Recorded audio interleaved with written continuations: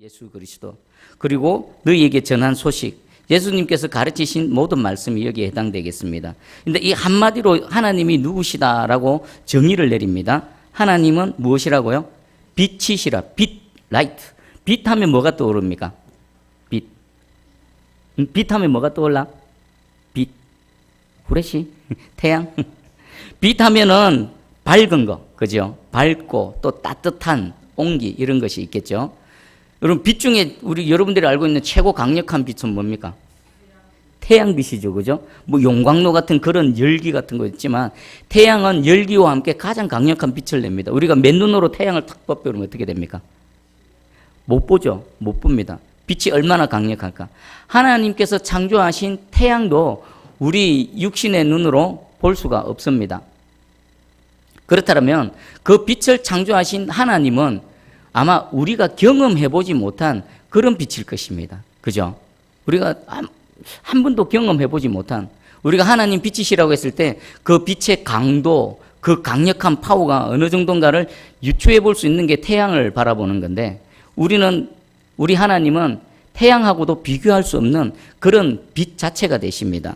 자, 우리 빛에 대해서 한번 성경에서 말하는 빛, 하나님은 빛이시라. 그에게는 어둠이 조금도 없다. 요한 사도가 빛이신데 그 빛에는 어둠이 조금도 없다. 여러분 한번 상상해 보십시오. 태양이 장렬하게 막 내리비칩니다. 그러면 반대편에는 뭐가 있습니까? 그림자가 반드시 있죠.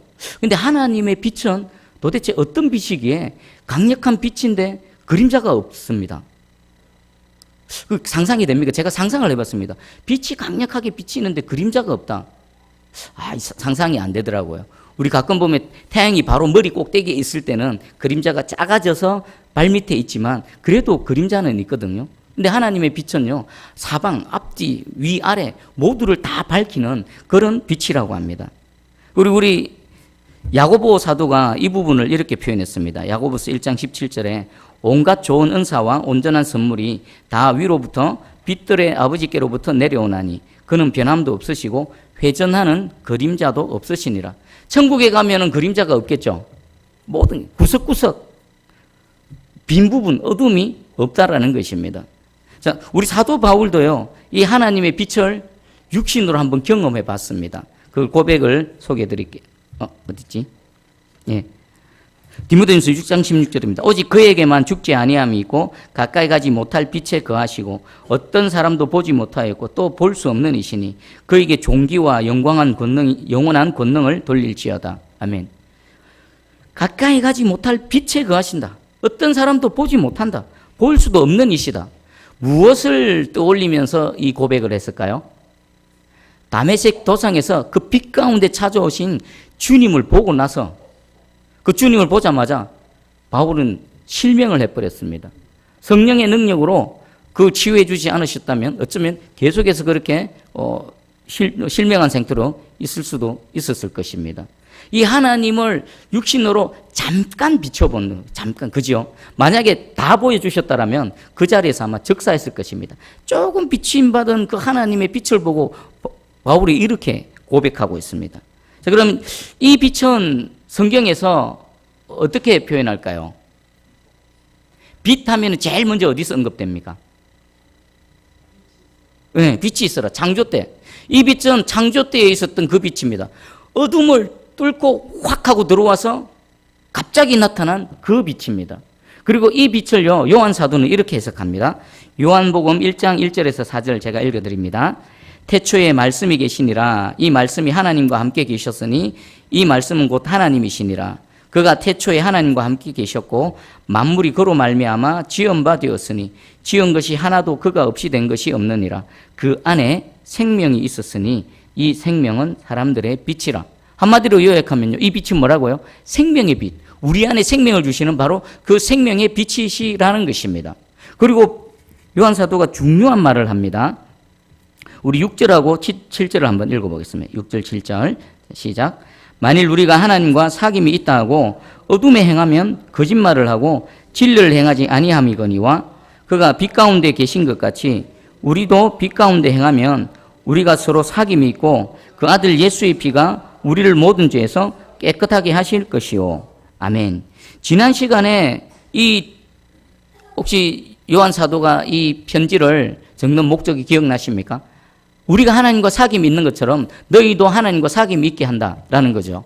그럼 이 전해들은 말씀을 듣고 믿고 사귐에 들어갔다라고 누군가가 고백을 합니다. 만일 하나님과 사귐이 있다고 하면서도 어둠에 행하면은 이 사람은 참말을 합니까? 거짓말을 합니까?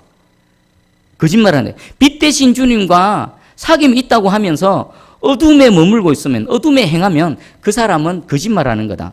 어둠에 행하는 사람은 자신의 입으로 나는 하나님과 사귐이 있다라고 하지만 그 사람은 하나님과 사귐이 있습니까? 없습니까? 없는 거지요. 그럼 하나님과 사귐이 있는 사람은 어떤 모습으로 보여집니까? 7절에 빛 가운데 행하면입니다. 빛 가운데 행하면. 하나님은 빛이시고 똑바로 앉아. 야 이놈아 똑바로 앉아. 들어. 니 들으면 니 영혼이 살아나. 알겠어? 니 학교 수업 들을 때 왔다 갔다 해? 안 하지? 야 이놈아 감히 하나님 앞에서 똑바로 들어. 알겠지? 힘들어도 앉아서 가만히 앉아서 참아. 그 훈련이고 연습이야. 네가 잘하면 학교 가서 공부도 잘하게 돼. 알겠지? 자, 이 하나님과 사귐이 있다는 것은 빛 대신 주님과 사귐이 있고 빛 대신 주님과 사귐이 있는 사람은 반드시 빛 가운데 행한다는 겁니다. 그러면 빛은 뭐고 빛 가운데 행하는 게 뭐고 어둠 가운데 행하는 건 뭘까요? 자, 이게 중요합니다. 여러분들 예수 그리스도를 아는 생명의 빛에 비침을 받은 저와 여러분인 줄 믿습니다. 여러분들이 나는 주님과 사귐이 있습니다라는 고백으로 이 자리에 나와 있지요. 그죠? 자, 그러면 나는 과연 하나님과 사귐이 있는 자로서 마땅히 나타나야 될 결과로서 빛 가운데 행하고 있는지 어둠 가운데 행하고 있는지 다음에 말씀을 통해서 한번 잘 살펴보시기 바랍니다. 바울이 이렇게 말합니다. 빛의 자녀들처럼 행하라. 에베소서 5장 8절에 너희가 전에는 어둠이더니 이제는 주 안에서 빛의 자녀들처럼 행하라. 전에는 어둠은 뭡니까? 예수 그리스도를 알지 못하고 빛 대신 주님과 사귐이 없을 때는 완전한 어둠이었다. 하지만 이제는 빛 대신 주님과 사귐이 있어서 빛의 자녀가 되어졌으니까 빛의 자녀같이 행하라라고 말합니다. 자, 이제 바울이 소개하는 어둠과 빛을 말씀드리겠습니다. 어둠입니다. 에베소서 5장 3절 4절입니다. 음행과 온갖 더러운 것과 탐욕은 너희 중에서 그 이름조차도 부르지 말라. 이는 성도에게 마땅한 바니라. 누추함과 어리석은 말이나 희롱의 말이 마땅하지 아니하니 오히려 감사하는 말을 하라. 아멘. 어둠이 뭐라고요? 음행, 온갖 더러운 것, 내면의 탐심, 탐욕, 그것은 이름조차도 부르지 말라는 겁니다. 왜 그렇습니까? 빛의 은혜를 입은 빛의 자녀라면 이제 더 이상 그 어둠하고 상관이 없다. 그것은 이름도 부르지 말라는 겁니다. 그리고 누추함과 어리석은 말, 희롱하는 말이 마땅하지 않다. 누추하고 어리석은 말, 남을 희롱하고 조롱하는 말, 이런 말을 만약에 한다면 이 사람은 빛에 있는 겁니까? 어둠에 있는 겁니까? 어둠에 있는 거죠. 어둠에 있으면서 나는 빛의 은혜를 입었다. 빛이신 하나님과 사귐이 있다라고 말하면 거짓말이라는 것입니다. 그럼 빛의 자녀는 어떻게 해야 되는가? 에베소서 5장 9절에서 11절입니다. 빛의 열매는 모든 착함과 의로움과 진실함에 있느니라. 주를 기쁘시게 할 것이 무엇인가 시험하여 보라. 너희는 열매 없는 어둠의 일에 참여하지 말고 도리어 책망하라. 빛의 열매가 뭐라고요? 모든 착함, 의로움과 진실함. 여러분들 예수 믿는 사람은요, 진짜 예수 그리스도를 믿는 사람은 착할 수밖에 없습니다. 이 착함은요, 세상 사람들이 말하는 착함도 다 포함되어져 있습니다. 왜 착해질 수밖에 없을까요? 이전에는 난폭하고 광폭하고 막 흉포하고 말도 거칠고 이런 사람들이 예수 그리스도를 믿고 이 빛의 세계로 들어오면 그 사람이 이전에 행하던 어둠을 다 끊어버리고 새로운 사람으로 변화되어진다는 것입니다. 왜 그렇게 되어집니까? 빛 대신 주님과 사귐이 있고요. 그 사귐을 통해서 예수 그리스도를 점점 더 닮아가는 겁니다. 여러분 자신을 한번 돌아봐 보십시오. 나는 과연 이 빛의 은혜 가운데, 이 빛 대신 주님의 은혜 가운데 내가 매일매일 변화되어지고 있는가? 여러분들 집에 가시면 남편이나 아내나 아니면 자녀들에게 아니 부모님에게 한번 여쭤보십시오. 아내에게 내가 5년 전하고 예수 믿고 지금하고 어떤 변화가 있습니까?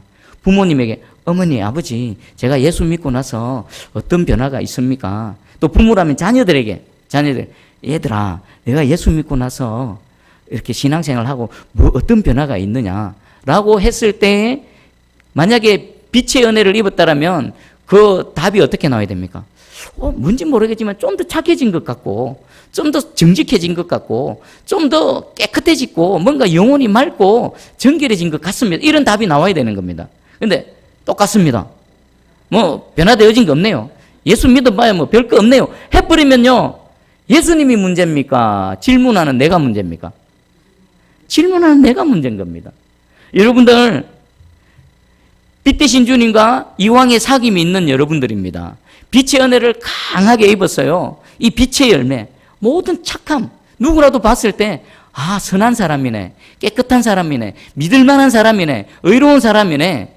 칭찬 들을 때 누가 영광 받습니까? 우리 하나님이 영광 받습니다. 그런 여러분들 되기를 축복합니다. 아멘. 그리고 이 빛 가운데 계속 거하기 위해서 하나의 전제 조건이 있습니다. 근데 사실 우리가 살다 보면요, 우리 주변에는 내가 빛이라고 하지만 나를 둘러싸고 있는 건 뭡니까? 온통 어둠밖에 없습니다. 그리고는 그리스도인으로서 세상 가운데 살아갑니다. 빛이 어둠 가운데 하나님께서 계속 보내시는 겁니다. 그러면 나도 모르게 빛이지만 어둠 속에서 뭐가 묻어납니까?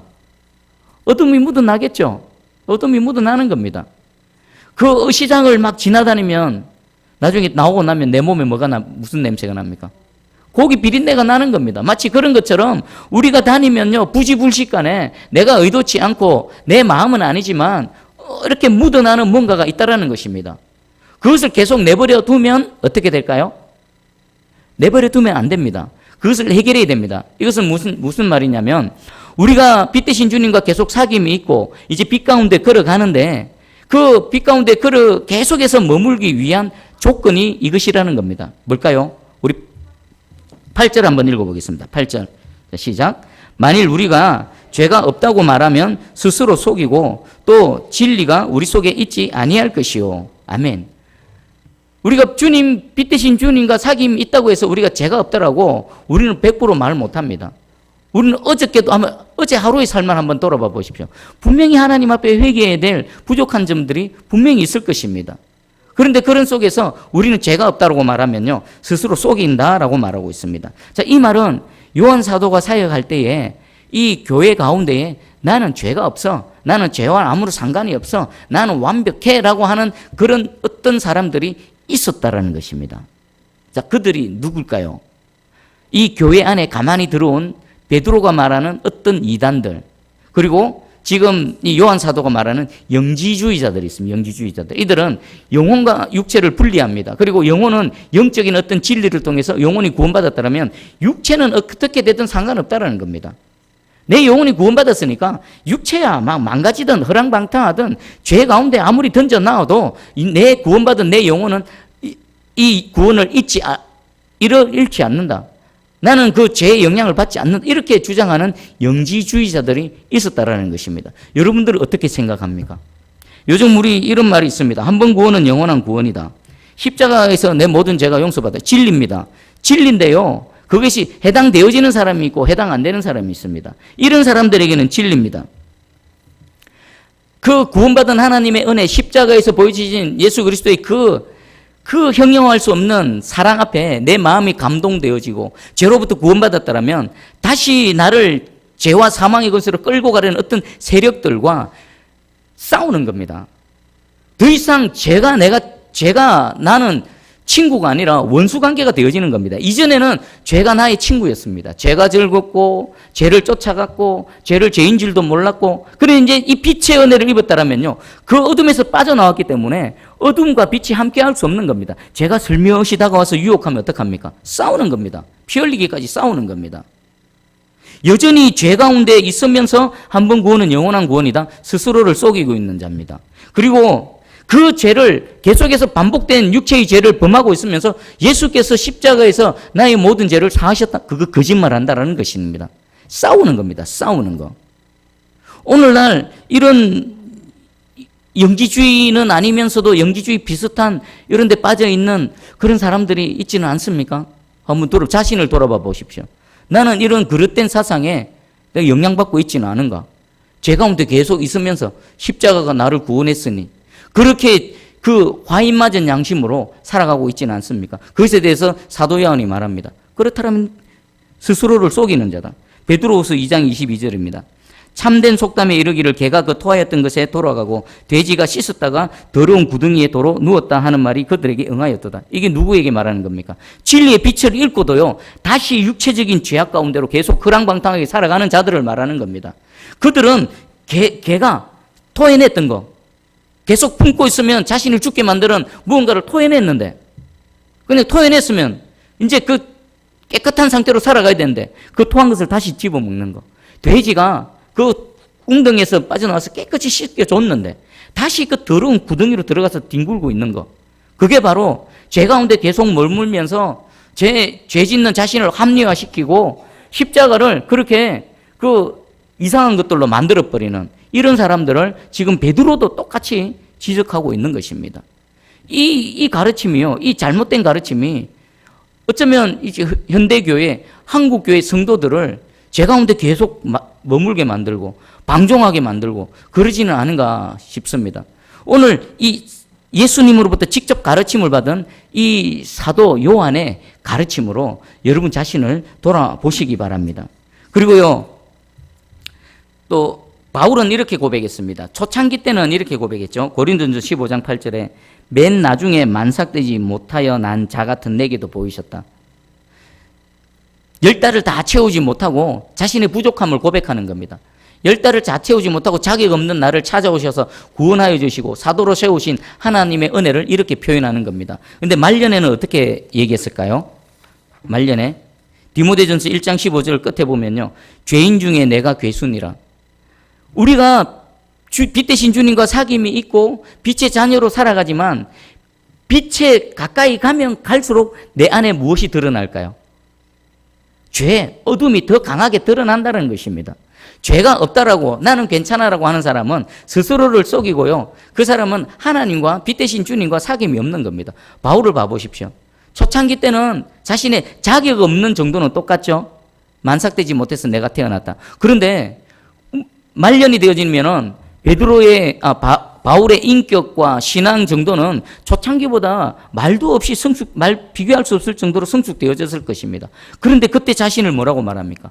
죄인 중에 내가 괴수다. 이건요 그냥 하는 말이 아니라 진실된 자신의 고백입니다. 빛 대신 주님께로 더 가까이 가면 더 가까이 갈수록 자신의 부족함, 자신의 타락함, 자신의 전적인 이 무능함이 더 드러나는 겁니다. 그래서 내가 죄인 중에 괴수다라고 말하는 겁니다. 자, 오늘의 결론입니다. 그러면 우리는 이런 상황 속에서 빛 대신 주님과 계속 동행할 수 있는 방법은 뭔가? 9절입니다. 9절을 우리 한번 읽어봅니다. 자, 시작. 만일 우리가 우리 죄를 자백하면 그는 밉보시고 의로우사 우리 죄를 사하시며 우리를 모든 불의에서 깨끗하게 하실 것이요. 아멘. 너무도 유명한 말씀이지요.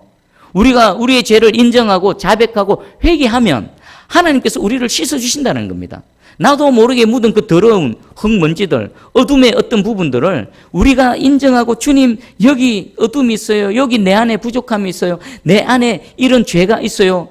인정하고 고백하고 내어놓으면 빛 대신 주님께서 치료하는 광선을 확 발하셨어요. 그 모든 어둠을 몰아내시고 우리를 죄에서 다시 건져내시고 계속해서 빛 가운데 머물 수 있도록, 그리고 계속해서 빛의 열매들을 맺을 수 있도록 하나님께서 도와주실 줄 믿습니다.